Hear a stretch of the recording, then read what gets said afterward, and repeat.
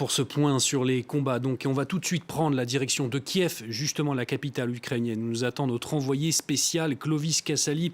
Bonsoir Clovis.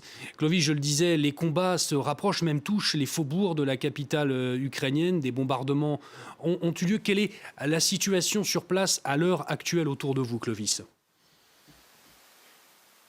Alors la situation est particulièrement tendue, une sirène a retenti et cette fois-ci on nous a intimé l'ordre de descendre. Il semblerait que cette nuit va certainement être la pire depuis le début des opérations russes contre l'Ukraine.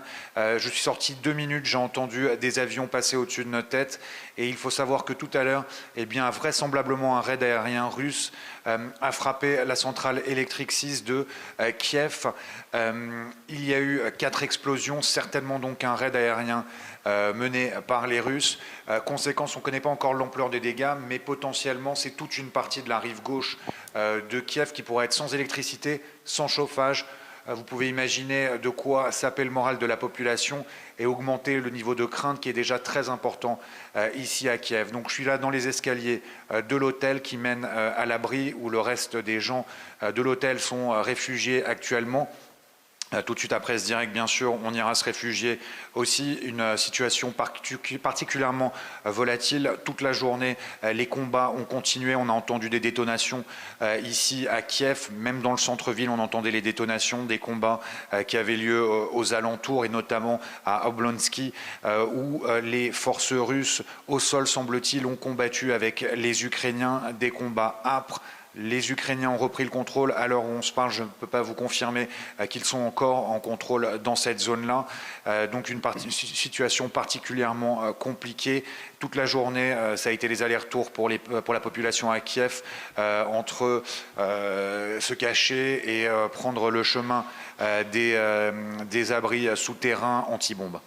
Clovis, un dernier mot avec vous rapidement, peut-être sur la réaction de la population ukrainienne. On a entendu le président Zelensky qui appelait les Ukrainiens notamment à prendre les armes. Des armes et des munitions ont été distribuées à ceux qui le souhaitent justement prendre les armes. Comment la population ukrainienne autour de vous réagit-elle à cette offensive justement ? Eh bien, depuis plusieurs jours déjà, les Ukrainiens prennent les armes et se rendent dans les armureries pour récupérer des munitions, pour récupérer des armes, pour pouvoir combattre l'invasion russe, les troupes russes qui pourraient entrer ici à Kiev et qui ont déjà attaqué dans plusieurs parties du pays, vous le savez. Alors les Ukrainiens veulent défendre leur patrie, c'est l'heure à l'union nationale derrière le président, derrière le gouvernement, derrière l'Ukraine, derrière la patrie, au fait vis-à-vis de cette invasion russe, ces troupes russes. Beaucoup de gens ne comprennent pas du tout pourquoi cette opération menée par Vladimir Poutine, cette opération de grande envergure a lieu. On a rencontré tout à l'heure 2 vieilles dames qui étaient sorties quelques minutes dehors, qui nous disaient « mais on a beaucoup d'amis nous en Russie, on a de la famille en Russie, pourquoi Vladimir Poutine ordonne tout cela, je lui crache sur les pieds ». C'était les mots de cette vieille dame. On a rencontré aussi des jeunes ces derniers jours qui étaient prêts à prendre les armes, des réservistes qui disaient qu'ils étaient prêts au combat. Mais l'Ukraine est face à un ennemi, un ogre, l'armée russe. Donc ça va être très compliqué, même si pour l'instant l'Ukraine se bat bien et résiste particulièrement bien dans les grandes villes. Mais pourtant l'opération russe continue avec des raids aériens, des troupes au sol, de l'artillerie. Et ici à Kiev, la crainte c'est de les voir arriver en ville, les voir arriver en centre-ville.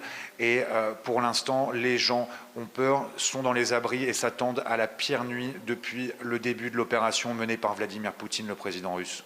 Situation très tendue, donc on